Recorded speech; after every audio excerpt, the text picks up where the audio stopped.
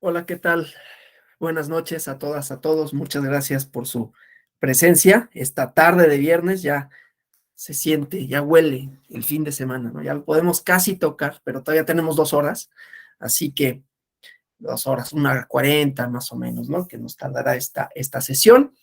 Vamos a hablar del test de proporcionalidad, que es un tema que siempre, ¿no? Es recurrente.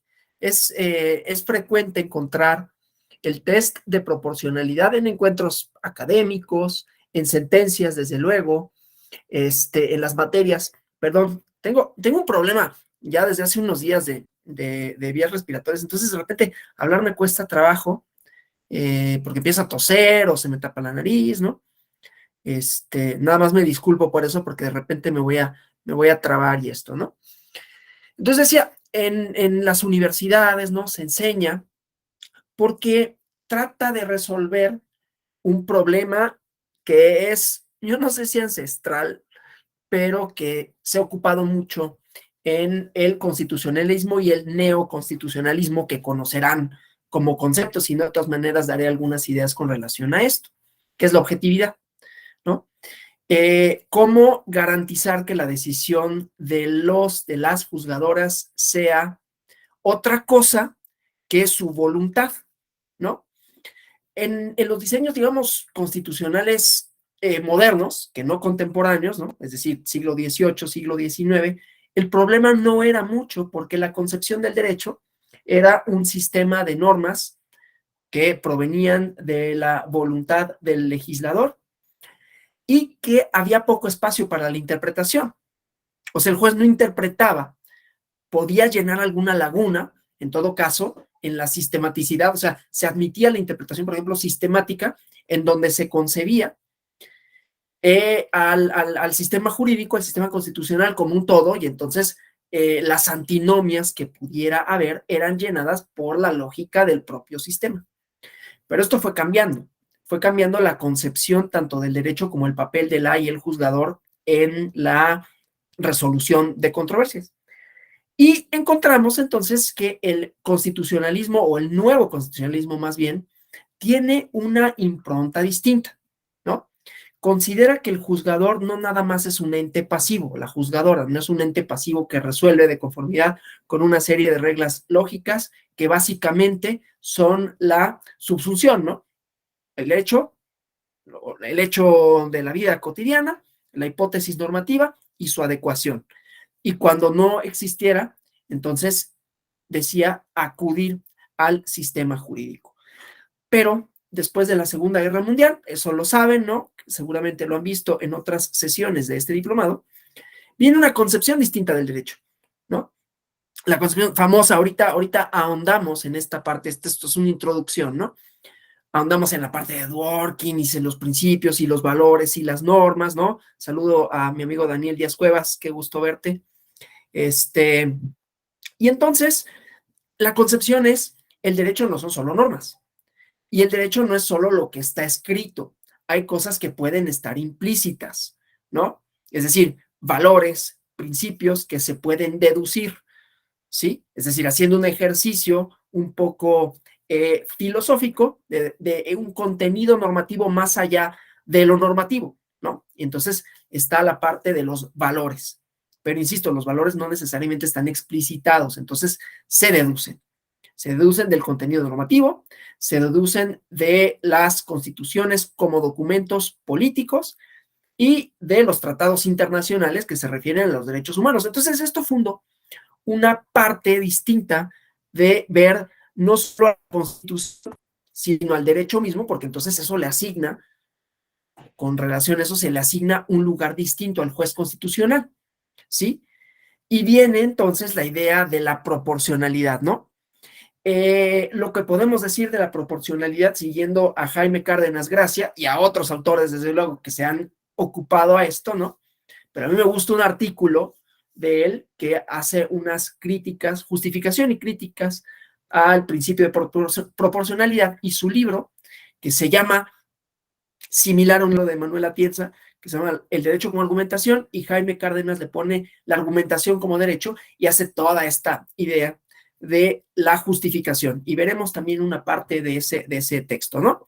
Entonces, el principio de proporcionalidad es uno de los métodos de interpretación constitucional más trascendentes, una metodología, ¿no?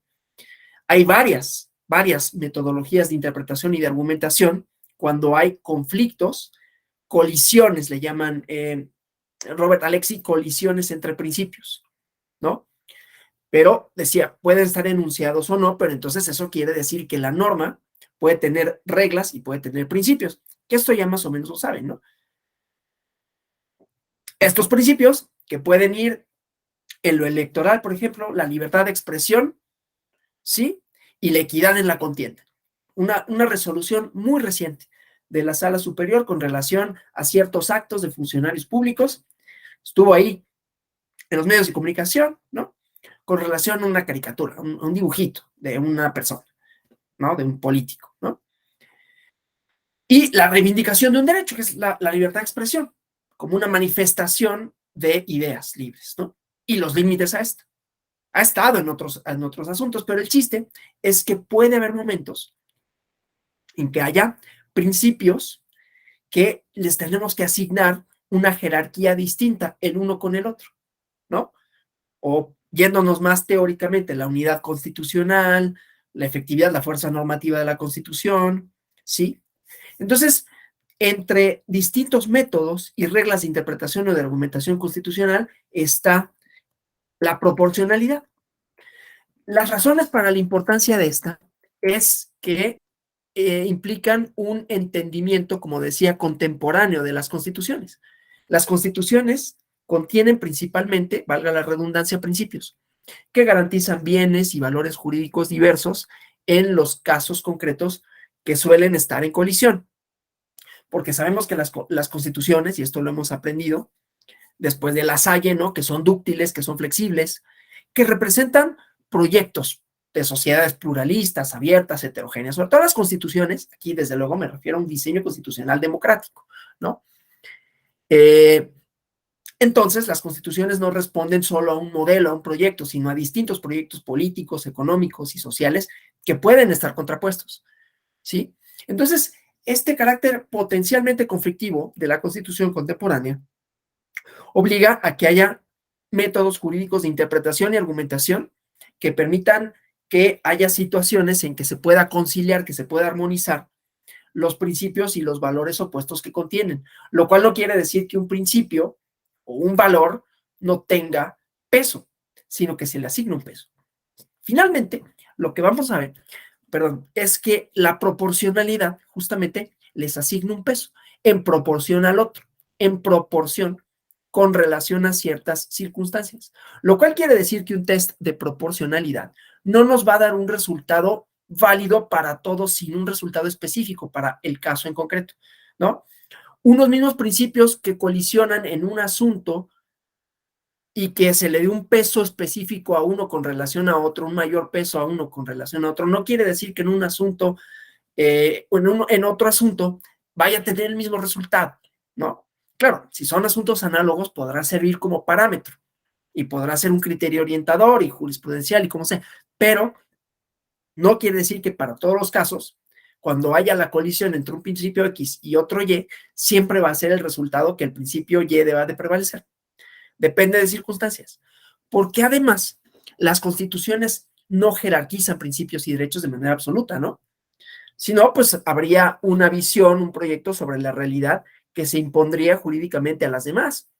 Pero las sociedades democráticas tienen esta apertura, son Jaime Cárdenas dice tolerante. A mí no me gusta usar la palabra tolerante porque la tolerancia quiere decir que hay algo que no me gusta, pero pues que tengo que soportar, ¿no? Es como, bueno, pues los vecinos escuchan luego una música que a mí no me gusta, eso es cierto. Y bueno, pues ni modo, ¿no? Pues la tolero, ¿no? Siempre y cuando ellos pues no la pongan en la noche, hay reglas. Y si respetan las reglas, pues no me gusta, pero ni modo, ¿no? Ya sea que me pongo audífonos o nada más me quejo, pero la tengo que soportar. Aquí no se habla de tolerancia, yo creo, se tendría que hablar de pluralidad y de respeto a la diversidad, ¿sí?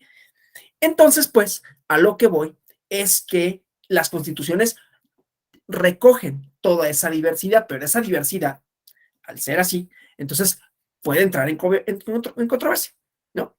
El ejemplo de la música lo podemos traspolar para decir, por ejemplo, la forma de significación de las personas, ¿no? ¿Cómo me significo en la esfera pública? ¿Sí? ¿Y qué tan legítimo es que yo me pueda significar de otra forma? O sea, vestir, entender, presentar, autodeterminar, ¿sí? Entonces, el principio de proporcionalidad o el test de proporcionalidad que se basa en el principio de proporcionalidad no está pensado para brindar certezas plenas. Está diseñado para alcanzar una cierta racionalidad, unas certezas plausibles, en caso de que haya colisión de principios constitucionales, que esto tampoco ocurre siempre, ¿no? Y sirve para determinar entonces decisiones racionales. Esto que les decía, que la decisión jurisdiccional no sea, bueno, pues lo que se le ocurrió al juez, ¿no? Estaba de malas y entonces pues dijo esto, ¿no? O estaba de buenas y al contrario, ¿no? Entonces no aspira ya hacia una respuesta correcta, sino a justificar otra que pueda en la deliberación jurídica sostenerse, ¿no? En la decisión, deliberación jurídica y democrática de las sociedades pluralistas, ¿no?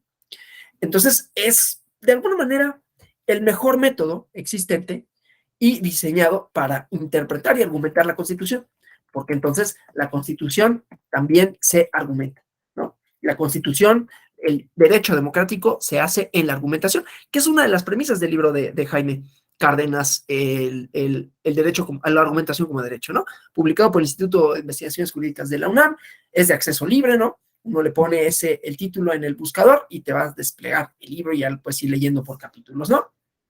Hay un capítulo, vamos a llegar a él, al final, el capítulo 4, que dice cómo se legitima el juez constitucional. Y justamente recogiendo esta parte, vamos a llegar a él, a esa conclusión, ¿no? Es un método no solo interpretativo constitucional que sirve para resolver conflictos, sino también para legitimar al juez democrático. Pero bueno, el chiste es que su objeto, digamos, su necesidad instrumental, ¿sí? Es resolver conflictos entre derechos fundamentales o entre derechos fundamentales y otros principios jurídicos de naturaleza constitucional, ¿sí? Sabrán ustedes, y si no lo saben, lo irán sabiendo, que el Tribunal Electoral del Poder Judicial de la Federación tiene una idea y que afortunadamente en el libro que me voy a referir, que se llama Principialismo Electoral, le llaman ideología, lo cual está bien, porque entonces se asume que en el derecho hay ideologías de por medio, aunque sean jurídicas, ¿no? Pero ideologías a final de cuentas, una representación de qué es el derecho y para qué sirve. Entonces, hay una ideología principialista, ¿sí? El libro, yo se lo recomiendo mucho porque acompaña esto, ¿no? No es que necesariamente nos dé una metodología del test de proporcionalidad, sino nos dice cómo ha habido casos en donde hay colisiones de principios y qué se resuelve, ¿sí? Cómo jerarquizarlos y de conformidad con qué, ¿sí? Entonces, bueno, el chiste, pues, es que esta idea de solucionar conflictos o conflictos entre derechos, pues ha permeado en los debates constitucionales contemporáneos y en la resolución de sentencias, que finalmente la resolución de sentencias no son sino la cristalización del conflicto social, ¿no? Que deciden atenerlo por el derecho. Voy a poner algunos ejemplos. Uno que me gusta mucho, dos me gustan mucho en particular, porque uno es sobre el uso lúdico de la marihuana y lo que se argumentó en ese momento y cómo se utilizó el test de proporcionalidad. Y el otro, las sociedades de convivencia. Polémicos los dos como son. Pero que otorgaron un resultado, ¿no? Y que eso no quiere decir que a todos convenza, porque no es un resultado para todos los efectos con la objetividad matemática. Es una objetividad argumentativa. Pero bueno, entonces, este método, esta regla interpretativa, se le denomina juicio de ponderación, ¿no? Cuando le dan una connotación estricta, otros dicen razonabilidad, ¿no? En los libros de doctrina estadounidenses, el balancing, o la interpretación conforme, ¿no? Pero bueno, el chiste es que esta proporcionalidad fue desarrollado por la jurisprudencia y la doctrina alemana después de la Segunda Guerra Mundial. Por eso hablé del neoconstitucionalismo, ¿no? Y posteriormente se convirtió en un método de interpretación constitucional que se fue incorporando en la jurisprudencia, y la doctrina en los países europeos, continentales, latinoamericanos, en las decisiones de las cortes, en los tribunales internacionales que tutelan derechos fundamentales. Vean, en serio, el libro Principialismo Electoral, porque además ahí viene cómo esta ideología, ¿no?, permea en la resolución de conflictos, como ideología y como metodología, ¿no? Que es una cosa es la parte teórica, ¿sí? ¿Qué es el derecho? ¿Para qué sirve? ¿De qué está compuesto? Y entonces, ¿cómo resuelve? ¿Y cuál es el papel del juzgador ahí? ¿Sí? Entonces, teóricamente, el principio de proporcionalidad supuso la síntesis de la teoría de los principios de Dworkin con la teoría de los derechos fundamentales y la argumentación de Alexis. Porque para Robert Alexis, los principios están definidos por su capacidad de ponderación en colisión y por su carácter aproximativo y no absoluto. Entonces, de acuerdo con Alexis, perdón, en términos generales, lo que sucede es que los principios son normas, ¿no? Que no se distinguen por su vigencia absoluta, sino por una vigencia aproximativa. El objeto de los principios son los derechos y las libertades fundamentales y los bienes jurídicos colectivos, ¿no? Ay, es que les digo que repensan como que se me tapa la nariz y por eso hago esos gestos raros, ¿no? El carácter de principio es reconocible por su colisión con otro principio y su calidad de ser cumplido en distinto grado. La colisión entre principios, entonces, es resuelta por este test de proporcionalidad, porque los principios, dice la doctrina, ¿no?, son mandatos de optimización que se realizan en la mayor medida posible.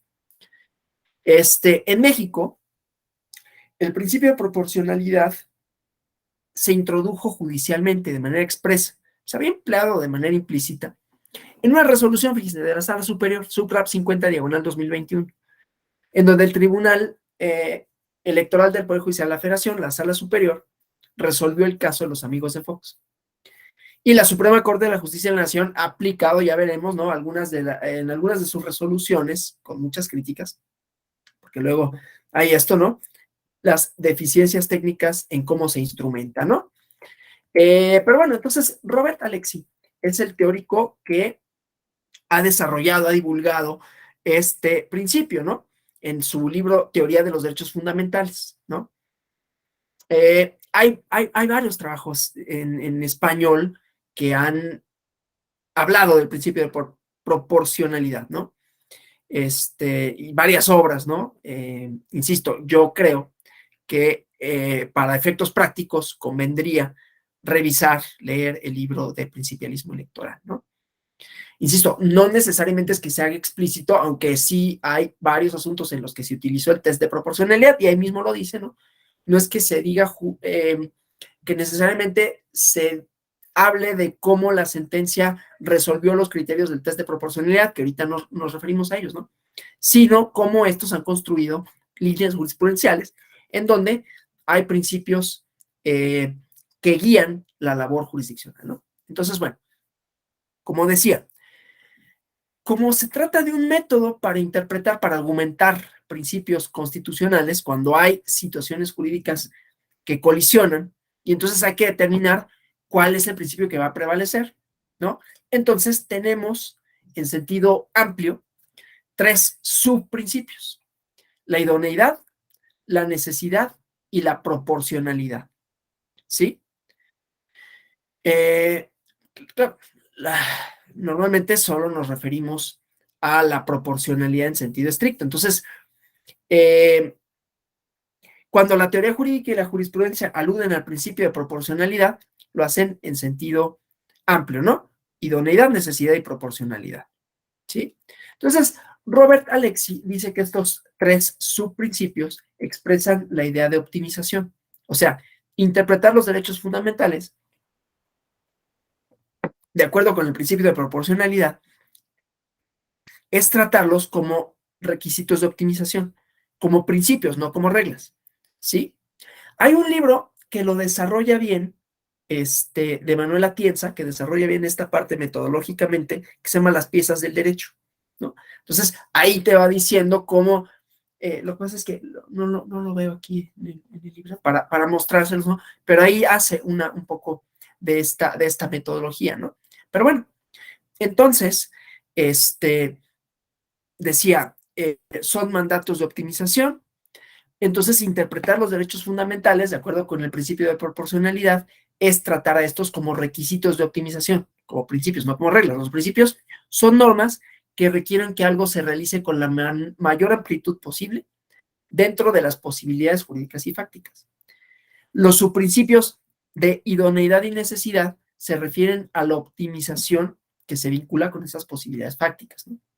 Entonces, la proporcionalidad es la optimización de los derechos fundamentales dentro de sus posibilidades jurídicas, ¿sí? Estos tres subprincipios que componen el principio de proporcionalidad se pueden analizar en abstracto y en concreto cuando se trata de afectaciones a los derechos fundamentales, sea por acción u omisión de las autoridades. Normalmente se explica el principio de proporcionalidad por las intervenciones de las autoridades que afectan derechos fundamentales, por sus acciones sobre todo.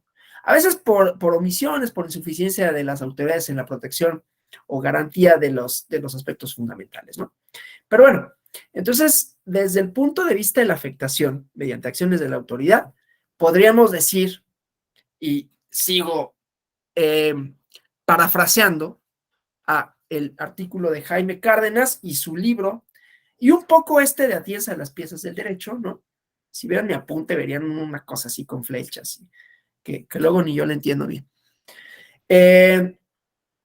Idoneidad, que entraña, miren, no les miento, aquí es una parte, un pedazo así de lo que, ¿no? Entonces no tiene como mucho sentido, pero para mí más o menos, ¿no? Porque tiene subrayados, y esa es una parte, luego en otra parte sobrescribo, ¿no? Así son mis notas, ¿no?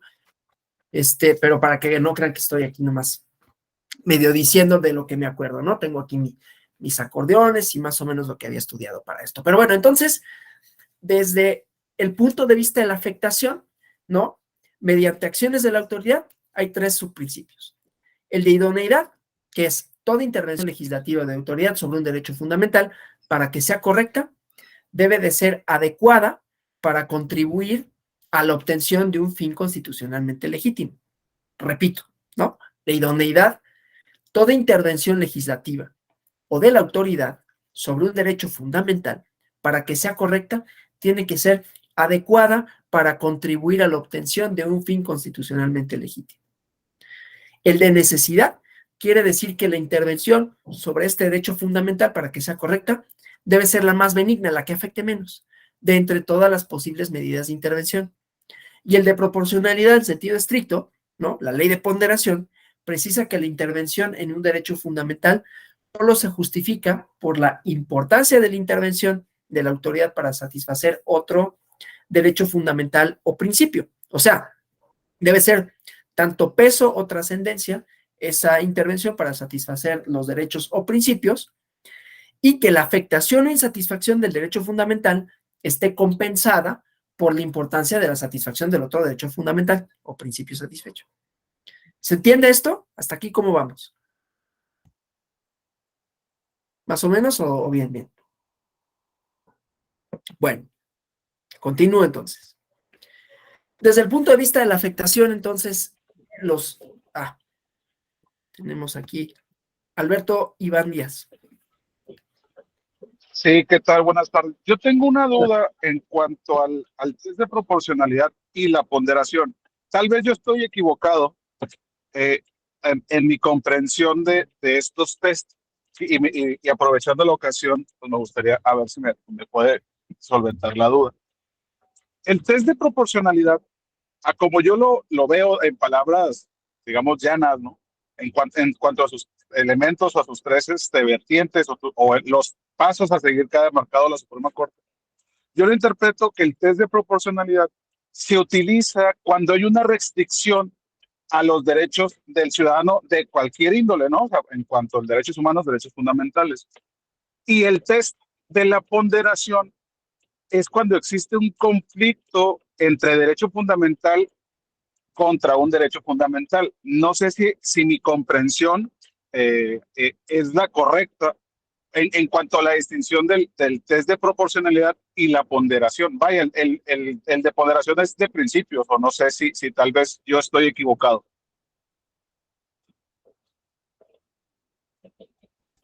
Sí, lo que pasa es que el test de proporcionalidad es metodológicamente llevar a cabo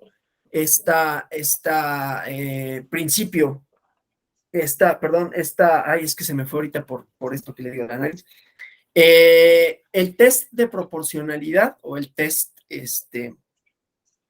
significa la metodología justamente para decidir si hay una restricción o una acción de la autoridad que implique algo con relación a los derechos humanos cuando hay otro derecho que está en colisión, ¿no? Es decir, cuando tenemos un principio que choca con otro, puede ser por una acción de la autoridad o puede ser porque haya dos personas que reivindiquen un derecho fundamental. Pasaba, por ejemplo, no sé si recuerda, cuando lo de los fumadores, que eso se va a volver a poner de moda ahorita porque hubo unas restricciones para el derecho, bueno, si es que eso es un derecho, ya cada quien sabrá, de fumar, ¿no? Entonces hay una prohibición por parte de la autoridad para que en los espacios, en ese momento eran espacios cerrados, fumaran, ¿no? Porque antes había zonas que se reservaban para los fumadores, ¿no? Las áreas de fumar. Y te preguntaban en el restaurante, ¿de fumar o no fumar? Y después eso dijeron, eso ya no puede ser, no puedes fumar en espacios cerrados. Entonces ahí hubo quien decía, inclusive hubo amparos al respecto, que decía, oye, no, a ver, pero yo tengo una libertad. Yo tengo una libertad de hacer. No es que la libertad deje de ser, sino que choca con otra, que sería la salud pública. Y entonces tienes que hacer un análisis de la idoneidad de la medida, en este caso de la restricción, ¿sí? Del fin constitucionalmente, si es válido, y de la ponderación para darle un peso a uno con respecto al otro, ¿sí? Entonces, en resumidas cuentas, el test de proporcionalidad implica la metodología, ¿sí? Se le puede llamar ponderación porque al final es un ejercicio de designarle un peso a uno con relación a otro, ¿sí? Ah, ok, entonces es como el método nada más y ya puedes llegar tú Es el método, Ok, ok, es el perfecto. método. Gracias. Sí. Bien, no, al contrario. Gracias por esto, ¿no? Entonces, pues, ya decíamos, ¿no? La afectación de derechos fundamentales mediante acciones u omisiones insuficientes de la autoridad. Entonces, la idoneidad, por ejemplo, nos dirá que la omisión o la actuación, si es que fuera insuficiente, porque puede no ser, ¿sí? O sea, puede haber una idoneidad legislativa de autoridad sobre un derecho fundamental. Si es correcta, entonces tiene que contribuir a la concreción de un fin constitucionalmente legítimo. ¿Es un fin? Pregunta, ¿no? ¿Es un fin constitucionalmente legítimo la restricción del derecho de fumar por la salud pública? Sí, no, ¿y por qué? ¿No? La necesidad, la intervención, ¿no? La más benigna, la que afecte menos. Entonces, esta intervención de restricción es la más benigna para conseguir el fin constitucionalmente legítimo que es la salud pública. Sí, no, ¿y por qué? Y la respuesta fue sí, ¿no? De entre todas las posibilidades de intervención, porque es restringido al espacio cerrado, ¿no? Y proporcionalidad, que es la ponderación, es donde se otorga un peso, ¿no? Se justifica por la importancia de la intervención de la autoridad para satisfacer otro derecho fundamental, que es la salud pública. Es un ejemplo, ¿sí? Entonces, ahora, si se trata de acciones insuficientes de la autoridad, entonces la idoneidad dirá que la omisión, que la actuación insuficiente de la autoridad en la protección de la garantía de los derechos fundamentales es correcta si contribuye a la obtención de algún otro fin constitucionalmente legítimo. El de la necesidad, entonces la omisión o la actuación insuficiente de la autoridad es correcta si produce consecuencias más benignas que su intervención activa. Y el de proporcionalidad en estricto sentido, ¿no? Debe implicar que la omisión, que la actuación insuficiente de la autoridad, para que sea correcta, afectando, conste, derechos fundamentales, se compensa por la importancia que tienen para satisfacer otro u otros derechos fundamentales o principios satisfechos, ¿sí? Entonces, la aplicación en sentido amplio del principio de proporcionalidad por omisión presenta desde luego más problemas, ¿no? Cuando hay intervenciones activas de la autoridad, ¿sí? Esto, las prohibiciones, ¿no? Las razones principales de esto tienen que ver con la legitimidad democrática directa del legislador en relación con la ausencia de legitimidad democrática directa del juez constitucional, con las medidas que puede o no adoptar el juez constitucional para salvaguardar derechos fundamentales cuando la autoridad es omisa. ¿Sí? Es decir, la pregunta es, ¿puede el juez constitucional, sin que tenga una legitimidad democrática directa, ordenarle al legislador, a la autoridad que legislen, que adopten determinadas políticas públicas, y de qué manera, en todo caso, para satisfacer un derecho fundamental donde han existido omisiones por parte de la autoridad? La respuesta no es tan sencilla, pero nos diría que dentro de ciertos límites sí, porque el juez constitucional no puede sustituir al legislador democrático. Debe tomar en cuenta para esto otros elementos, ¿no? Contenido y alcance semánticos de la norma constitucional, ¿no? Para fijar las condiciones de prioridad absoluta y concreta de los derechos, las relaciones con otras normas constitucionales y derechos que éstas establecen, las características del caso para cumplir sus principios de idoneidad y necesidad, y el principio de progresividad en la satisfacción de los derechos fundamentales. JRC 20 o 21, diagonal 2020. Un asunto que resolvió la Sala Regional Ciudad de México con relación a una legislación, ¿sí? En donde se hizo el test de proporcionalidad y dijeron, no pasa. O sea, porque no nada más es que haya una acción de la autoridad, ¿no? Puede haber una omisión legislativa, una omisión de regla o una regla, ¿sí? Por sí misma, que establezca algo. Entonces, en este asunto, nada más que el número de expediente creo que no es 20 diagonal 2020. Pero bueno, se resolvió. El asunto es este, el asunto es el siguiente. Y ahorita vemos cómo se responde a esta pregunta, ¿no? Digo, ahorita les doy exactamente el expediente, no se va a quedar así, ¿no? De, lo cito mal y entonces ya no puedo consultarlo para ver cómo hicieron el test de proporcionalidad.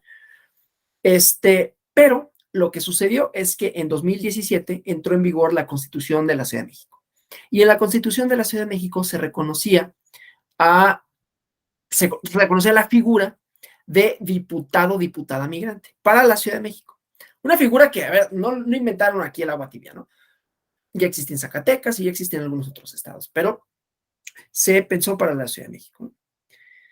Y ya, ¿no? Tenía fundamento constitucional. No se desagregaba, desde luego. Se establecía la figura. Obviamente sería cosa de la ley electoral, el código electoral local, desarrollarla y decir cómo se iba a instrumentar la representación. El chiste es que en 2019, mediante la publicación en el Diario Oficial de la Ciudad de México, en la Gaceta, se deroga varias leyes, ¿no? Que tienen que ver con eso. Y una asociación de migrantes lo impugna y dicen, oye, es que nos estamos quedando sin representación, ¿no? Porque se está vulnerando, esto es lo que me interesa, se está vulnerando en nuestro perjuicio el principio pro persona, que los principios, en este caso, tenderían a ampliarse, no a estrecharse.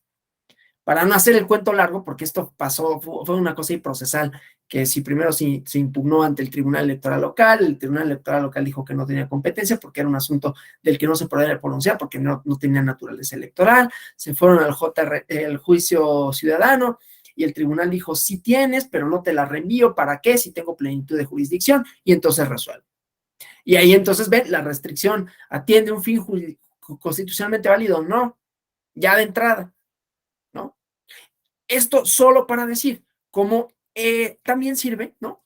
Para declarar la inconstitucionalidad o en este caso la inaplicabilidad de preceptos, pues, normativos establecidos por las y los legisladores democráticos. Entonces, hay límites. No es que se sustituya al legislador democrático, sino que se toman en cuenta elementos, relaciones, derechos que se establecen. Dicho desde un punto de vista no jurídico, pero social. La pregunta que responde, o sea, sociológico, la pregunta que responde el juez jurisdiccional, el juez constitucional, cuando resuelve este tipo de asuntos es, 1, ¿qué tipo de relaciones sociales se fomentan, legitiman, reproducen, constituyen?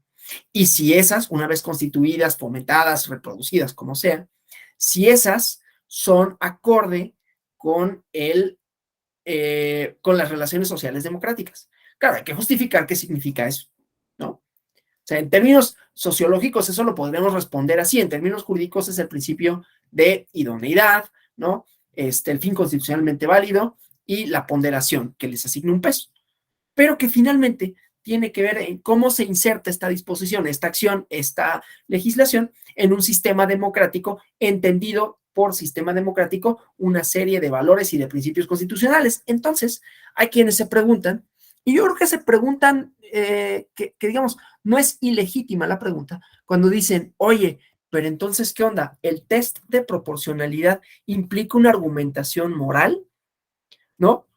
Ya decía, es una de las principales metodologías que se adjudican para resolver conflictos entre principios y derechos, para evaluar la constitucionalidad de una medida legislativa o administrativa que pueda restringir un derecho fundamental. Una metodología argumentativa, interpretativa, ¿no? Que supone, ya sé que esto estoy repitiendo, pero para que quede así como más firme, ¿no? Juzgadores, operadores jurídicos, contrasten, analicen si hay constitucionalidad o no en una medida legislativa o administrativa, un actuar de la autoridad que restringe derechos. Porque no toda restricción de derechos es ilegítima en términos constitucionales. Entonces, fin constitucionalmente válido, idoneidad, necesidad y proporcionalidad en sentido estricto, ¿no? Es proporcional y ponderación, o sea, buscar la mejor solución argumentativa al caso en concreto cuando se presentan colisiones de principios o derechos fundamentales, ¿sí? Entonces, utilizar esta metodología argumentativa del test de proporcionalidad, decía, implica una argumentación moral. No, no a todo el mundo le gusta, ¿no? La valoración, pues, de las intensidades de la intervención y de los pesos, al igual que el juicio de la idoneidad o la necesidad, no se pueden efectuar sin recurrir a consideraciones morales, dicen algunos autores, ¿no? Entonces, el examen de la proporcionalidad muestra clara y de manera diáfana qué consideraciones morales son relevantes en la argumentación jurídica y en qué ubicación. ¿Qué es lo que yo estaba diciendo? En términos sociales, sociológicos, ¿qué tipo de relaciones sociales se fomentan, se construyen? Porque el derecho constituye relaciones sociales. Si a mí me dices, las personas del mismo sexo no se pueden casar, ahí estoy constituyendo, al prohibir, una serie de relaciones sociales. Entonces dice, es que solo se pueden juntar personas porque hay una idea de familia con relación a esto. Y esa idea de familia es una elaboración que está mediada por una serie de expectativas de cómo debe de ser lo social, ¿no? Cuando ya se puede, entonces hay una reelaboración de eso. Y los argumentos para no son únicamente jurídicos, de una operación, como si, cual si fuera una ecuación que me dice, bueno, pues es que despejé las incógnitas y me llevó a un resultado cierto en donde tenemos que esto es posible o no, sino que hay una serie de valoraciones en términos de cuáles son los valores democráticos que vamos a dilucidar y por lo tanto, cuál es la protección constitucional que le vamos a dar a libertades, sean individuales o sean colectivas. También los colectivos pueden tener ciertas libertades. Y claro, esto hace referencia a un cierto tipo de democracia, sobre todo, ¿no? La democracia liberal, que tiene la primacía de las libertades, ¿no? Aunque luego esto va a entrar en colisión, por eso no es tan fácil, ¿no? Va a entrar en colisión con otras libertades económicas, por ejemplo, ¿no? ¿Qué debe de tener mayor peso? ¿Qué tipo de libertades políticas? ¿Sí? Y así sucesivamente. Entonces, la moralidad argumentativa, o si quieren verlo de otra forma, o sea, la moralidad sería como el argumento un poco filosófico, ¿no? Que ahí le pone esta cosita que luego los abogados, no, pero es que no, lo moral, vean un día que tengan tiempo, hubo en el 2019 unas masterclass en el Tribunal Electoral del Poder Judicial de la Federación, y estuvieron buenas, a mí me tocó hacer un resumen ahí, un cuadernillo que salió luego de estas, entonces yo las tuve que ver todas, ¿no? Además de que íbamos a algunas, y hay un debate, que no es un debate que no se haya dado en otras ocasiones, entre Manuel Atienza y se me olvidó ahorita el nombre del otro, de su contrario, ¿no? García Madero, creo que se llama, no me acuerdo ahorita me acuerdo. El chiste es que García Madero, Manuel García Madero, gracias, él, ¿no? Y entonces, pues es interesante porque uno atiende a los principios y el otro, que es muy positivista, dice es que los principios, últimamente siempre puedes encontrar el principio que quieras para lo que sea. Y entonces te lleva a que, pues en realidad la sentencia, pues es nomás, o sea, siempre va a haber un principio que tú puedas derivar de lo que sea y entonces te lleva a la incerteza jurídica, ¿sí? Entonces, bueno, esa es como la parte moral. Entonces, no, pues los positivistas les causa ruido. ¿Cómo moral? La argumentación tiene que tener una racionalidad que esté dada por las propias herramientas heurísticas de la norma, no por fuera de esta, que pues es la teoría pura del derecho, ¿no? Desde luego a mí no me gusta la teoría pura del derecho, entonces yo digo, claro que tiene un contenido moral, pero ese contenido moral viene dado por las circunstancias del entorno, ¿sí? Del entorno, o sea, evaluamos cuáles son las relaciones sociales, políticas de una sociedad democrática determinada, ¿no? Y entonces, si esto es, esta norma, esta restricción, va de acuerdo con eso, por las relaciones sociales, insisto, que fomenta, construye, reproduce, legitima, ¿sí? Entonces, bueno, esto pues quiere decir, los derechos fundamentales, ya lo dije, pero lo vuelvo a decir, no son absolutos. Se pueden restringir, pero esta restricción tiene que ser proporcional, ¿no? Y así se ha sostenido en muchos lugares, ¿no? Entonces, la argumentación de derechos fundamentales, cuando están protegidos por la Constitución, es moral. Amparo en revisión 237 diagonal 2014, el amparo marihuana. Argumentación moral.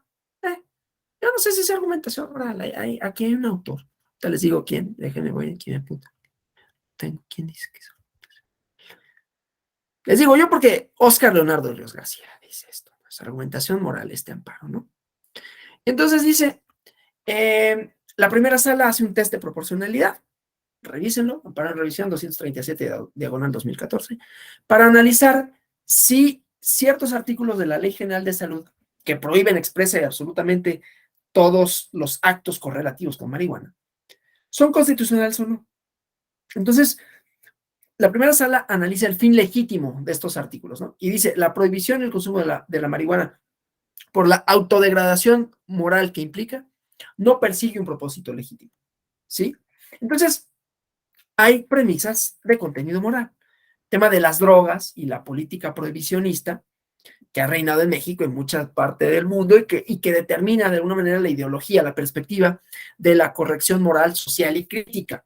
Digo, a mí me gusta este tema en particular, porque yo, no la prohibición, sino el tema de las drogas, pues lo trabajé en mi tesis de maestría y doctorado. Entonces, pues me gusta, por eso traje a colación el amparo, ¿cómo se llama? 237 diagonal 2014, porque también en la elaboración pues había visiones morales de que no queríamos y toda la elaboración de la prohibición pues es moral, ¿no? Pero bueno, entonces esta estigmatización, ¿no? De estas cosas sí produce relaciones sociales que en una democracia serían idóneas, ¿no? No lo dice así el test de proporcionalidad, esto lo estoy diciendo yo, pero que finalmente en la argumentación moral veremos esto, ¿sí? Porque la prohibición absoluta sostenía, perdón, la prohibición absoluta que sostiene la ley, decía, concluye la Corte, sería tratar el tema de drogas como un tema tabú, prohibido y penado en México, ¿no?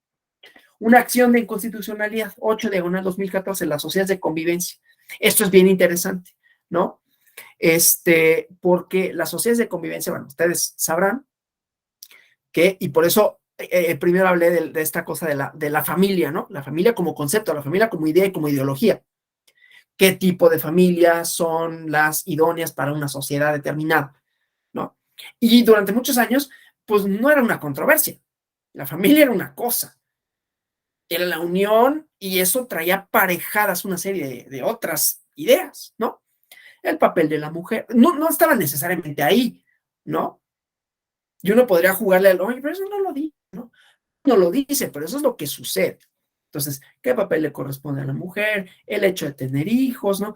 Una serie de cosas vinculadas a esto que empieza a controvertirse. Entonces, el primer atisbo de cambio de esta idea de la familia son las sociedades de convivencia, ¿no? Entonces, la Corte analiza una exposición de motivos. Esta acción de inconstitucionalidad es de Campeche, ¿no? Porque en la Ciudad de México empezó, creo que en 2007, la sociedad de convivencia, ¿no? Pero entonces, una justificación legislativa que era moral. Por eso les digo, lo moral está tanto en la justificación como en la elaboración. O sea, una norma de derecho es una cristalización de expectativas morales de la gente, ¿no? Ay, los marihuanos, ¿no? Entonces, penalización, que es una forma de atajar un problema, si es que el problema está, ¿no? Está bien contado, por ejemplo, en la historia de la prohibición del alcohol en los Estados Unidos. El libro se llama La Última Ronda, ya tiene traducción al español, de Daniel Okrent. Y entonces él cuenta cómo primero, antes de hacer la enmienda constitucional, no recuerdo cuál es, 19 creo, pues hubo toda una serie de significados alrededor del borracho, ¿no? Cuando en realidad el alcohol estaba muy presente en la sociedad por varias razones, entre ellas porque pues, el agua no era como de muy buena calidad, ¿no? Se bebía mucho y entonces empezó a ser un problema hasta que derivó en la prohibición que pues tuvo otros efectos. Pero el chiste es que había una pretensión moral. ¿Qué es lo debido en una sociedad determinada y por qué esto no? Entonces, en la justificación de la enmienda hay eso. Y también cuando le echan para atrás porque pues, resulta un desastre, ¿no? Bueno, entonces, en esta exposición de motivos de las sociedades de convivencia en Campeche, dice que se trata de una propuesta para abrir espacios sociales, para expresión del amplio, esto lo estoy leyendo, para la expresión del amplio espectro de la diversidad social. La sociedad de convivencia constituye una figura jurídica nueva que no interfiere en absoluto con la institución del matrimonio ni lo vulnera. Entonces, pone una diferencia, dice, no impide la práctica del concubinato en su estructura actual y no modifica las normas vigentes relativas a la adopción. Implica reconocer consecuencias jurídicas a las diversas formas de convivencia humana. Y luego dice, más adelante, la sociedad de convivencia no enfrenta ni desafía a las familias convencionales, ni pretende socavar los valores morales de las personas. La sociedad de convivencia genera certeza, reconoce realidades que han pasado por la invisibilidad legal. La sociedad de convivencia incluye una visión realista sobre otros vínculos de convivencia en torno a los hogares y al reconocer esta realidad señala en forma precisa que la posibilidad de que dos personas la suscriban, ya sean del mismo o diferente sexo, debe estar acompañada del cumplimiento de los requisitos como el de tener capacidad jurídica plena, vivir en un hogar común, con voluntad de permanencia y ayuda mutua. Esta argumentación legislativa, ¿no? Describe que hay una forma nueva de convivencia familiar que no busca cambiar, tergiversar, modificar el concepto común de familia, ¿no? O sea, el concepto convencional y la institución convencional de matrimonio se preservan. Lo importante es que en esta legislación se crea una nueva categoría de convivencia que no es necesariamente constitucional porque hay un trato injustificado, ¿sí? Discriminatorio. Lo que pasa es que esto ya había sido resuelto más para la Ciudad de México.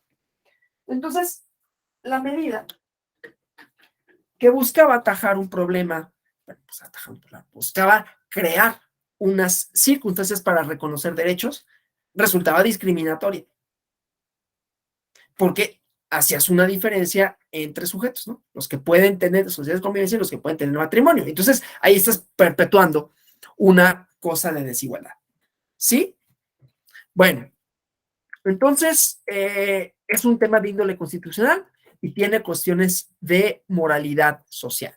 Es un tema frágil, delicado, ¿no? Matrimonio, ¿no? La familia. Hubo otro amparo, este es un recuento, ¿no? De algunas cosas que por ahí van saliendo, ¿no? En donde se utilizan test de proporcionalidad. Un amparo directo en revisión 4865 diagonal 2018, de una cosa del uso de la cruz gamada, ¿no? De la esvástica. Una moralidad argumentativa en donde una empresa despide a una persona que habían contratado por tener un tatuaje de la esvástica atrás de la oreja. Antes le pidieron a la persona que se borrara, que se tapara el tatuaje para que pudiera seguir laborando y se negó, ¿no? Entonces lo despidieron.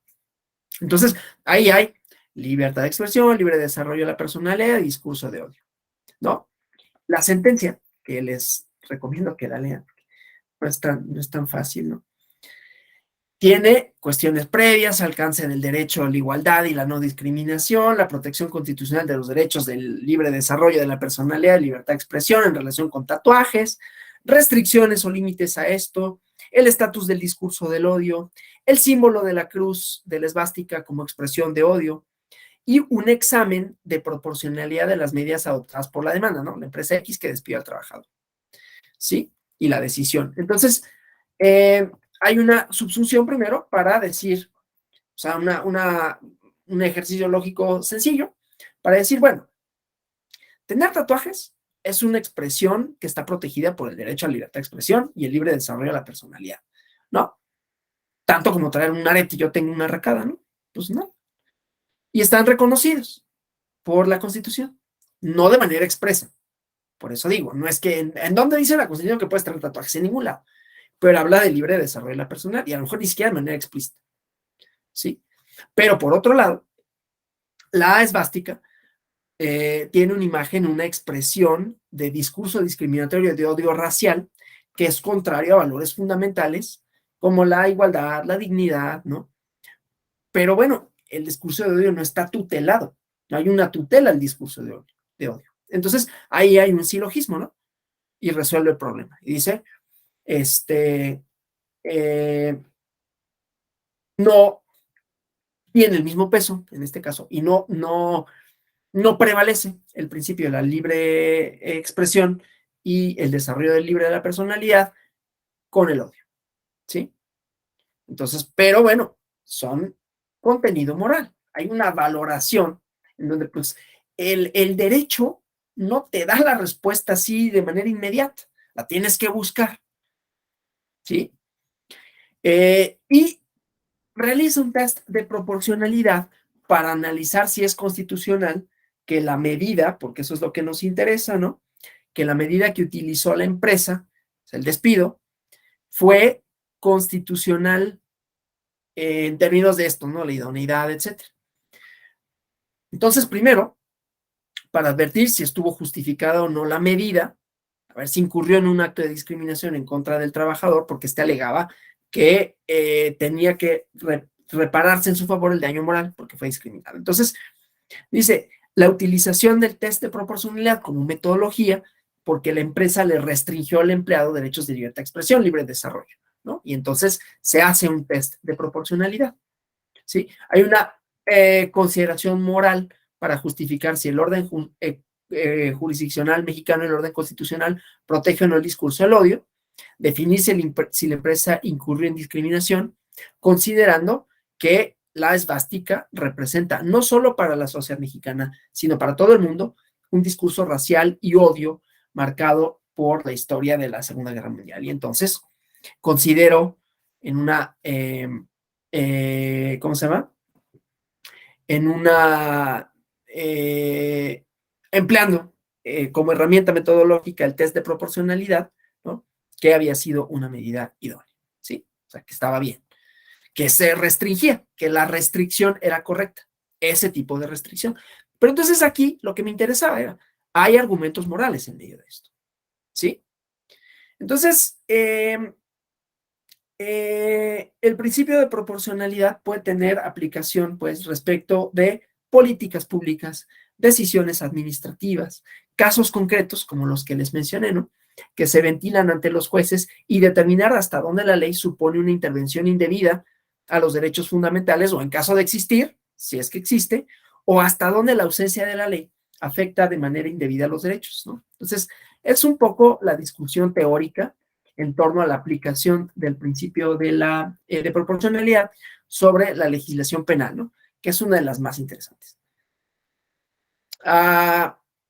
Tuvimos un debate ahí, ¿no? En cuanto a la prisión preventiva oficiosa, ¿sí? Que no era solo el test de proporcionalidad, porque ahí tendría que ver con la jerarquía constitucional y si el derecho convencional podía o no restringir a la Constitución y si los jueces de la Corte, los ministros de la Corte, podían modificar o invalidar disposiciones constitucionales. Y entonces ahí la mejor salida fue la última, ya no creo qué ministro elaboró el engrose, pero que fue, bueno, damos unos criterios de interpretación para que no sea una medida automática. Pero había quienes decían, no es constitucional. Eso, a ver, también tiene una teoría constitucional de por medio, ¿no? O sea, si nosotros pensamos en la jerarquía normativa, esto para ver cómo las cosas de los principios y su ponderación y todo, tiene hasta cuestiones de teoría constitucional más allá de la mera metodología, ¿no? Porque en los debates jurisdiccionales lo que vamos a ver es que pues se dan otras cosas bastante más interesantes que trascienden a los alcances inmediatos, digamos, del método, ¿no? Y entonces, en ese caso en específico, podríamos tener, esa es una idea, ¿no? Yo no creo que yo haya sido el primero al que se le ocurrió, pero bueno, depende de la idea que tengamos de la Constitución, el resultado que vamos a obtener en esta colisión de principios constitucionales. El principio constitucional que atiende a la prisión preventiva oficiosa, que podrá ser, pues, la conservación del orden jurídico nacional, la cosa de las personas que por su peligrosidad pueden suponer una amenaza potencial para el Estado y la restricción de la libertad, ¿no? Lo que pasa es que es oficiosa, que ese es el problema. Pero bueno, si nosotros entendemos la jerarquía normativa como en la teoría del derecho tradicional, pues vamos a decir, pues es que no puede invalidar juez constitucional. Qué bueno que sea juez constitucional, pero no lo puede invalidar. ¿Por qué no? Porque esa es una competencia del constituyente permanente. Pues ya mejor que el juez constitucional haga lo que quiera. Ya mejor que ellos legislen. Es la crítica. Yo no estoy de acuerdo con eso. No estoy diciendo cuál es la crítica. Eso sí se ve. Pues, o sea, yo a lo que voy es que las teorías tienen impactos no solo metodológicos, sino que posibilitan la actuación o no del juez, ¿no? En cambio, si vemos la teoría, bueno, no, la Constitución como una red, como lo propone el pluralismo jurídico, ¿no? Boaventura, Sousa, ¿no? Y estas personas. Entonces es una red que tiene que tener una cierta armonía. Si se rompe esa armonía, pues claro que se puede invalidar, ¿no? Porque no es una pirámide. No es que la norma constitucional y por ello los principios solo puedan provenir del constituyente permanente. Estos, aún proveniendo de ahí, tienen que ser armónicos con otros. Y si no hay armonía, entonces tenemos que decidir. Porque podría contrariar, como contraría, otros principios constitucionales. ¿Sí? Bueno, entonces, por eso digo que en la legislación penal es muy interesante porque en principio puede servir para determinar si una pena o si una sanción es proporcional al delito, artículo 22 de la Constitución, si una conducta típica penal, ¿no? El enunciado penal, el delito legalmente provisto, es proporcional con relación a los derechos fundamentales intervenidos y con los bienes jurídicos que se supone que son protegidos o garantizados por la norma. Entonces, el juez constitucional, la juez constitucional puede decir que la pena o la sanción es desproporcionada conforme al delito. También puede estimar que el delito mismo viola el principio de proporcionalidad, porque la o las conductas que tipifican no merecen ser sancionadas penal y administrativamente. ¿Sí? O sea, despenalizar. ¿Qué es lo que ha sucedido? ¿Qué sucedió con el aborto? Eso, básicamente. ¿Sí? Entonces, para juzgar en torno a la proporcionalidad de la pena, del delito, hay criterios, hay enfoques distintos, ¿no? Según la escuela penal, la posición filosófica que adoptemos, ¿no? Ferrajoli, que es a mí el que más me gusta. Aquí hay sesgos, ¿no? Porque, pues, sí, es que le habló de Ferrajoli porque le gusta Ferrajoli. Garantismo penal, ¿no? Habrá quien no le guste. Pero, pues si no les gusta, los invito a que me contradigan, ¿no? Con otro autor. Pero entonces, Ferrajoli propone proporcionalidad de la pena o de la falta típica que se puede establecer a partir del daño que se genera con la conducta ilícita y con fundamento en la responsabilidad que se le atribuye al sujeto. Este principio de proporcionalidad en materia penal se puede utilizar para determinar conductas que puedan tipificarse penalmente y si la sanción penal es idónea o no para alcanzar los fines constitucionales de la pena. ¿Sí? Entonces, bueno. En Alemania, que es donde nace esto, ¿no? La jurisprudencia del tribunal alemán ha retomado esta jurisprudencia para distinguir los niveles de intensidad en la aplicación del principio de proporcionalidad.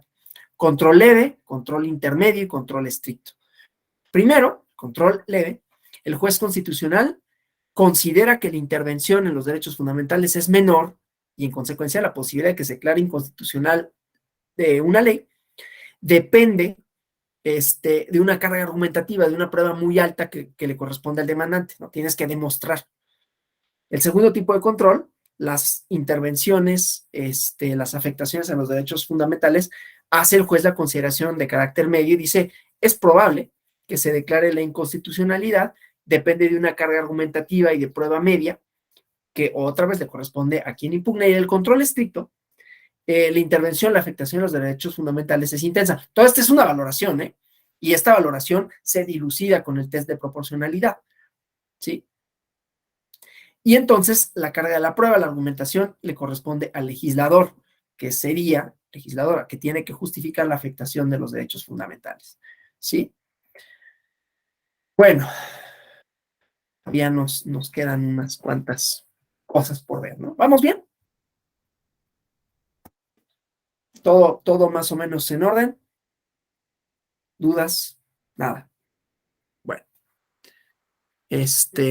entonces vamos a los subprincipios, ¿no? Del principio de proporcionalidad o del test de proporcionalidad. Idoneidad. Tiene dos elementos que hay que tener en cuenta, ¿no? El subprincipio de idoneidad.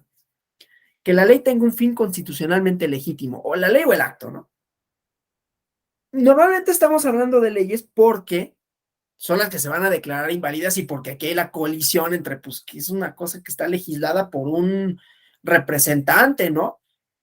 Que proviene su legitimidad del voto. Entonces, es ahí donde, cuidado, ¿no? Entonces, por eso, no siempre, ya vimos que puede haber actos como un despido, no siempre son leyes, ¿no? Pero bueno, entonces, se toma en cuenta fin constitucionalmente legítimo y que la intervención o afectación de los derechos fundamentales sea adecuada para perseguir ese fin constitucionalmente legítimo. Si llega a la Corte la cosa de la prohibición del tabaco, que ahora es una prohibición más dura, ¿no? La otra ya está resuelta, pero ahora es que algunos comercios no lo pueden exhibir. Sé que hay un grupo empresarial fuerte, no voy a decir su nombre, que va a impugnar, ¿no?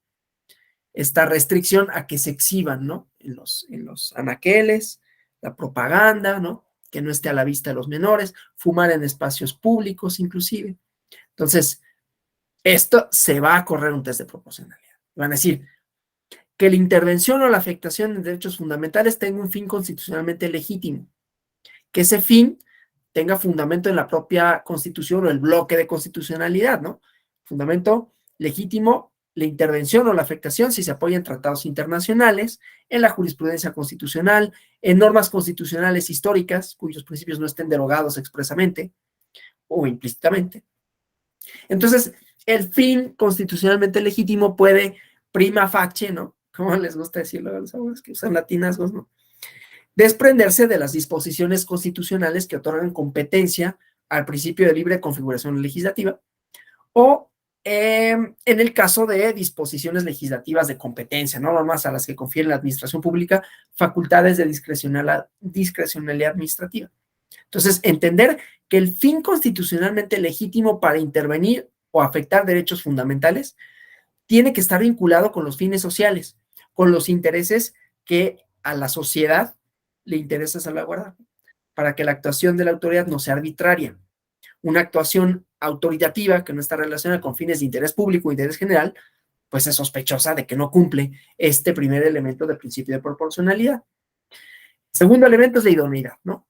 Que entraña que la medida de intervención o afectación a los derechos fundamentales sea, si no la más útil y eficaz para conseguir el fin propuesto. Vamos al ejemplo del cigarro, ¿no? A ver, no con esto quiero decir, yo puedo pensar lo que yo quiera, ¿no? Vamos, no soy un juzgador que lo tenga que legitimar, nada más estoy diciendo cómo podrías decir, cómo podrías preguntar y responder, ¿no? Un fin constitucionalmente legítimo y la intervención, la prohibición, la afectación, porque vas a afectar un derecho. ¿Cuál será el derecho? Pues a lo mejor la venta, no sé, ¿no? Será adecuada para perseguir. ¿Es fin legítimo la salud pública? Pues sí. La medida es adecuada y también entendiendo la mínima intervención, ¿no? Lo menos restrictivo posible de las libertades fundamentales, ¿sí? Y ahí pues habrá una respuesta. No podrías hacer otra cosa que no sea esa, ¿sí? Entonces es donde viene esto de idoneidad, ¿no? Que la intervención sea la más útil y eficaz para conseguir el fin propuesto. Si el fin propuesto es la salud pública, porque habrá datos, yo no estoy diciendo que sí los hay, ¿no? Pero que dicen, no, bueno, pues es que sí tenemos un problema de tabaquismo que redunda en un problema de salud pública. No estamos prohibiendo por sí el consumo y la venta del tabaco, estamos restringiendo, que no es lo mismo. No es que nadie pueda fumar, es que no puedes fumar en ciertos espacios. No es que nadie pueda fumar, es que no lo puedes exhibir.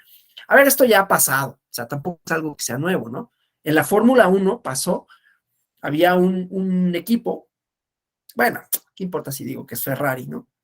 Y algunos otros que estaban anunciados por una marca de cigarros, y ya no pudieron, se los quitaron. En su momento, pues, era muchísima lana, ¿no? La que había ahí de por medio. Inclusive en Estados Unidos, y aquí también pasaba, que había unos anuncios de cigarros en la televisión que dejaron de salir por estas restricciones, ¿no? De un vaquero, ¿no? Y era famosísimo el vaquero, que, sí, de los cigarros, y todo el mundo sabía la marca, ¿no?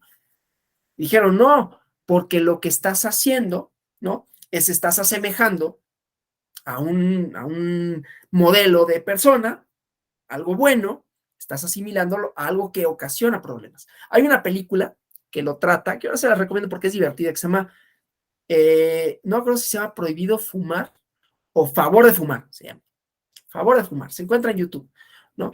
Y trata de esto, cómo las empresas pues tratan de cabildear, ¿no? Y cómo habían, de alguna forma, bueno, me restringes esto y entonces ahora en la televisión y entonces los actores aparecen fumando, ¿no? Y entonces se ve como algo cool y entonces viene la otra restricción.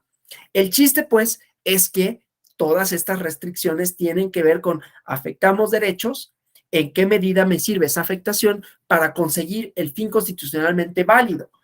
¿Sí? Si es que primero si es válido, ¿no? Entonces, necesidad. Intervención, afectación, que sea la menos gravosa entre otras alternativas para llegar al fin constitucionalmente legítimo o que no hubiera otras, ¿no? Entonces, si existen medidas de intervención o afectación a los derechos fundamentales menos gravosas y se elige una alternativa más gravosa, entonces no pasa el test, ¿sí? Y entonces dirán, pues mejor escoge una alternativa menos gravosa que esa, ¿sí? En el análisis del subprincipio de necesidad, hay que realizar un estudio sobre la eficiencia y la eficacia de las alternativas posibles, ¿no? Determinar el costo-beneficio, no necesariamente es cuantitativo, de cada una de ellas, de acuerdo con circunstancias de caso concreto para obtener este fin legítimo, ¿no? Entonces, en esta cuestión del principio de necesidad, hay una función esencialmente valorativa, eso es lo que les decía, moral, ¿no? En donde eligen alternativas menos gravosas que satisfaga convenientemente el fin legítimo que prevé la medida o la intervención o la afectación de los derechos fundamentales. Entonces, es contraria al principio de definitividad, perdón, de necesidad, la intervención o la afectación de los derechos fundamentales que opta por una alternativa que lastima a más derechos fundamentales o que resulte no solo ineficiente, o sea, muy caro, sino además ineficaz para garantizar y obtener el mejor resultado, ¿sí? Y luego viene la proporcionalidad en sentido estricto, que es un poco lo que comentaba el compañero, ¿no? O sea, el test como metodología y la proporcionalidad en sentido estricto como uno de los subprincipios. ¿Cuál de los intereses en conflicto, jerárquicamente iguales en abstracto, tiene mayor peso en el caso concreto? ¿Sí? Entonces, esta es la ponderación. Y hay un estudio de tipo normativo y otro de carácter empírico. El normativo es el lugar que los derechos fundamentales en conflicto y sus respectivos bienes tutelados tienen en el ordenamiento, o sea, su nivel de importancia o de fundamentalidad, si quieren, ¿no? Y atiende a los niveles de intensidad con los que la preferencia por un derecho fundamental afecta al derecho fundamental en conflicto. Entonces, el nivel de importancia de un derecho fundamental frente a otro deviene casi siempre de un estatus constitucional del derecho y su relación con otros derechos y principios. ya sea que estén definidos en la jurisprudencia, la dogmática, las prácticas constitucionales, ¿sí? Esta parte pues del estudio normativo en abstracto es insuficiente para realizar el juicio de ponderación porque los derechos fundamentales no están a priori unos encima de otros, pero sirve para comprender lo que está en contienda, ¿no? La preferencia que en ese momento el estudio normativo logre determinar es preliminar, no es inamovible, por eso decía, no es que para todos los casos se diga esto subsiste sobre esto. Ahora, el nivel de intensidad o afectación de los derechos fundamentales, como parte del análisis normativo, se mide por la cantidad de afectación al derecho fundamental en concreto. Si son muchas las porciones normativas del derecho fundamental que son afectadas por la medida, entonces la intervención, la intensidad, la afectación, la intensidad de la afectación es mayor, ¿no? Si el nivel de intensidad es grave o mayor y se obtiene con la intervención o afectación de un beneficio leve, entonces es ilegítima, ¿sí? O sea, afecto mucho y el beneficio que obtengo es menor a la afectación. Entonces es ilegítimo e incorrecto. Se me está acabando la garganta, así que no prometo que pueda durar otra media hora, pero haré lo posible porque sí. En el estudio empírico, lo que importa es medir la intensidad de la intervención, que ya había dicho, ¿no? Leve, media, grave. Y se emplean variables de eficacia, de rapidez, de probabilidad, de alcance, ¿no? Y tomando en cuenta conocimientos de la ciencia, de la técnica, del sentido común, la racionalidad general, por un lado, ¿no? Y se mide el beneficio empírico, que los fines mediatos e inmediatos de la medida, de la intervención, reportan en relación con el otro derecho en coalición, lo que ya había dicho, ¿no? Entonces, la argumentación del principio de proporcionalidad, en sentido estricto, toma en cuenta los grados de insatisfacción o detrimento de un primer principio, ¿no? O sea, y de ahí una segunda etapa, la importancia de satisfacer el principio opuesto. Y luego, si la importancia de satisfacer el segundo principio justifica el detrimento o la insatisfacción del primer principio. Por eso es ponderar, ¿sí?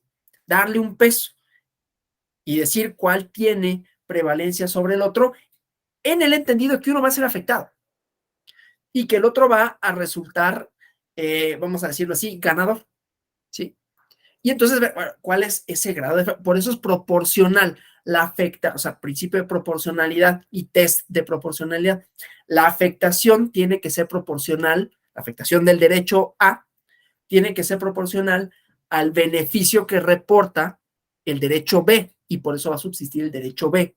Si la afectación que recibe el derecho A con relación al beneficio del derecho B es desigual, ¿sí?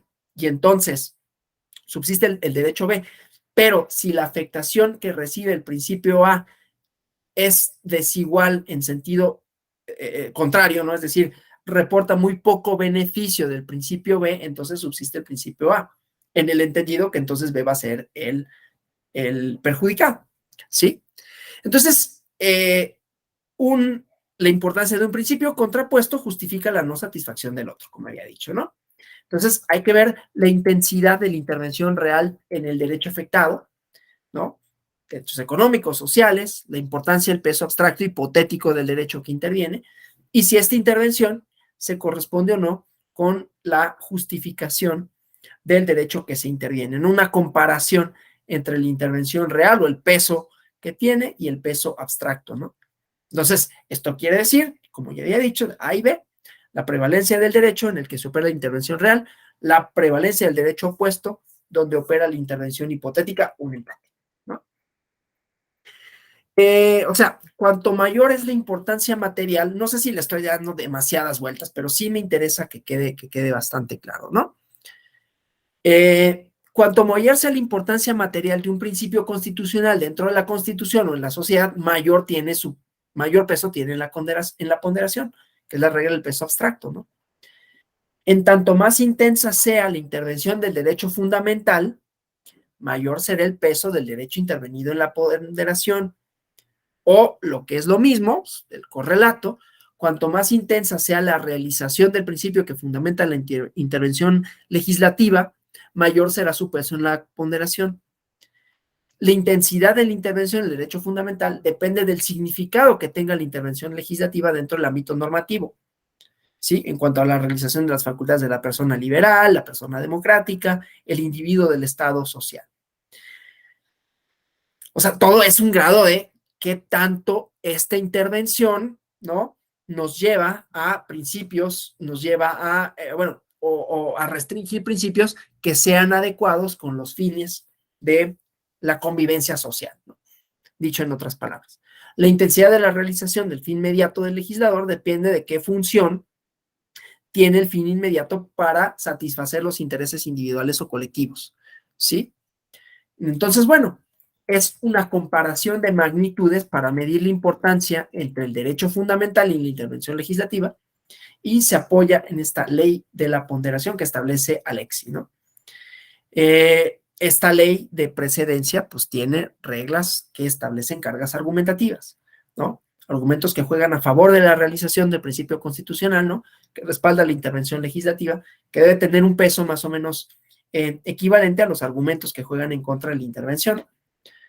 Y la relación, ¿no?, de precedencia entre principios objeto de la ponderación que no adquiere prioridad absoluta en el ordenamiento, que eso ya lo había dicho, ¿no? Entonces, bueno, sobre la ley de la ponderación, la fórmula del peso y las cargas de argumentación, podemos decir que la ley de la ponderación no basta con determinar, de acuerdo al caso concreto, el grado de afectación y la satisfacción que producen los principios involucrados, porque algunos de ellos pueden tener más importancia en abstracto, de acuerdo con los valores de una sociedad concreta, ¿no? En parte, la ley de la ponderación tiene que tomar en cuenta apreciaciones empíricas derivadas del caso, o sea, consecuencias efectivas que se producirían por la satisfacción o insatisfacción de los principios involucrados. Entonces, no nada más es la cuestión argumentativa abstracta, sino que empíricamente qué consecuencias puede tener. La formulación del peso se ideó para establecer una relación, ¿no? Pesos concretos y abstractos de los principios que concurren en la ponderación. Y las cargas argumentativas, entonces, existen cuando hay una suerte de empate, ¿no?, entre los valores de la aplicación de la fórmula, o sea, cuando los pesos de los principios son idénticos, y entonces hay que ver que se resuelve.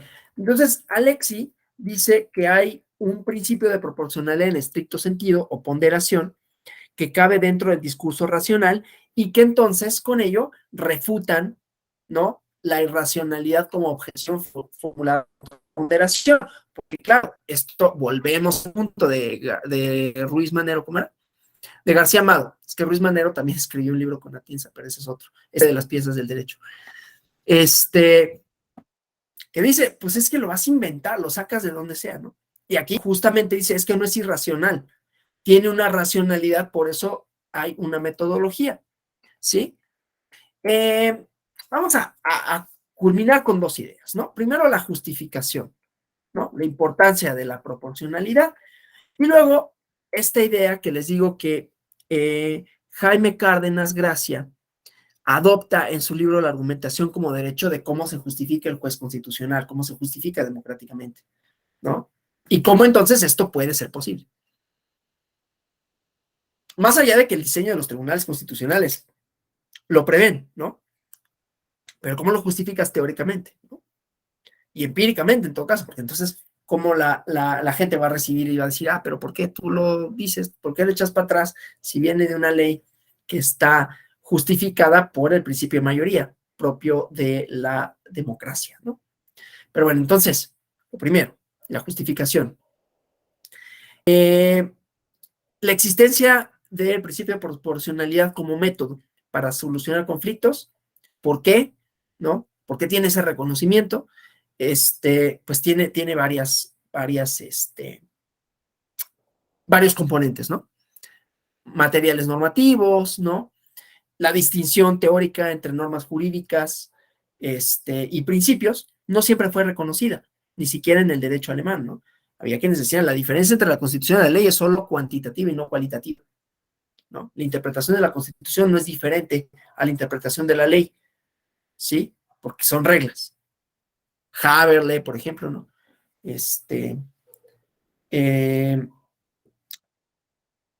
suponían que esto no era así, ¿no?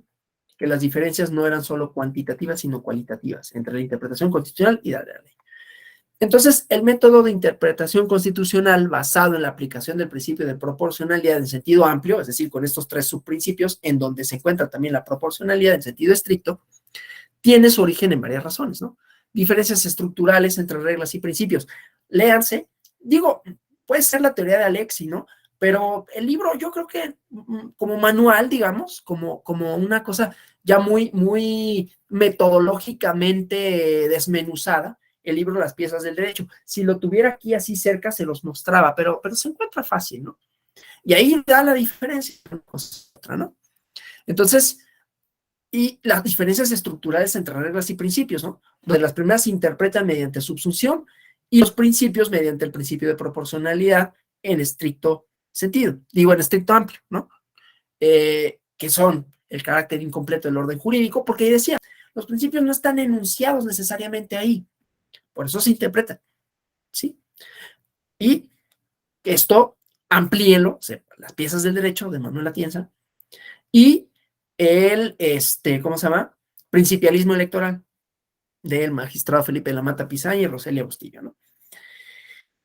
Bueno, entonces ahí hay una serie de porqués y metodologías que aplican a casos concretos y que entonces tienen resultados para los derechos para el derecho electoral, ¿no? En el caso del segundo. Entonces, decía, los principios son incompletos del orden jurídico, entonces asume que el orden jurídico hay que referir los principios al método de interpretación. Hay lagunas auténticas, falsas en el derecho constitucional, la generalidad, la vaguedad de las normas constitucionales, la colisión entre valores y principios constitucionales, ¿no? Que suceden en casos concretos, que ya vimos algunos ejemplos, ¿no? Y entonces, los métodos tradicionales de interpretación, gramatical, sistemático, funcional, la aplicación de argumentos jurídicos especiales no son adecuados para solucionar esos conflictos, lo cual quiere decir que no es una metodología que se aplique en todos los casos, ¿no? Como método de interpretación constitucional, entonces, el principio de proporcionalidad ha sido resuelto, ha sido resultado de la aplicación judicial de la Constitución, ¿no? Se desarrolla primero en sede jurisdiccional y luego viene la doctrina, ¿no? Y en algunos casos, pues algunas normas positivas lo reconocen, ¿sí? En la Constitución, creo que en la Carta Europea, ¿no? De la Unión Europea, creo que viene ahí, ¿no? Entonces, bueno, el principio de proporcionalidad se justifica para evitar la arbitrariedad en las decisiones de autoridad, principalmente del legislador. En el entendido, entonces, que la ley no es la única fuente de derecho y quizás ni siquiera la más importante. O sea, toda la concepción de Montesquieu se viene abajo, ¿no? Es una forma distinta de entenderlo. Y no está exenta de la cuestión histórica, ¿no? Porque las leyes, pues democráticas en sentido estricto, que se promulgaron en Europa, en la Europa fascista y en la Alemania nazi, pues provienen del legislador, tenían legitimidad democrática. En principio, no tenía legitimidad democrática en contenido, entonces el contenido es lo que hace que algo sea democrático o no el procedimiento, ¿sí? Entonces, aún con la legitimidad democrática de origen, tiene que, en el ejercicio de sus funciones, actuar racionalmente con pleno respeto a los derechos fundamentales de las y los gobernados, ¿sí? Entonces, es, digamos, una de las justificaciones más importantes para el principio de proporcionalidad, se vincula con trascender la democracia representativa por una deliberativa. Y a eso voy con lo último, ¿no?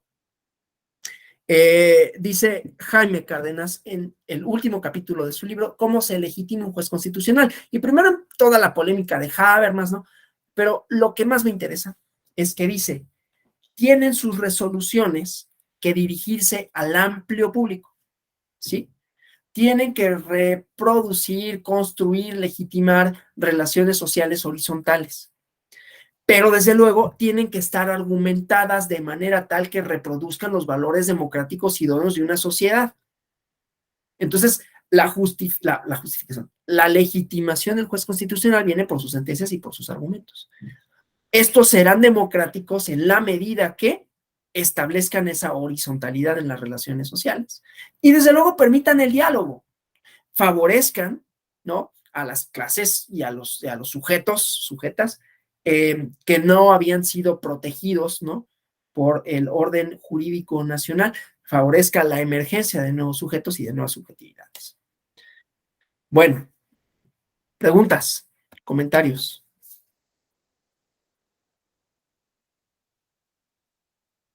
¿Nada? Sí, Alejandro Torres, por favor.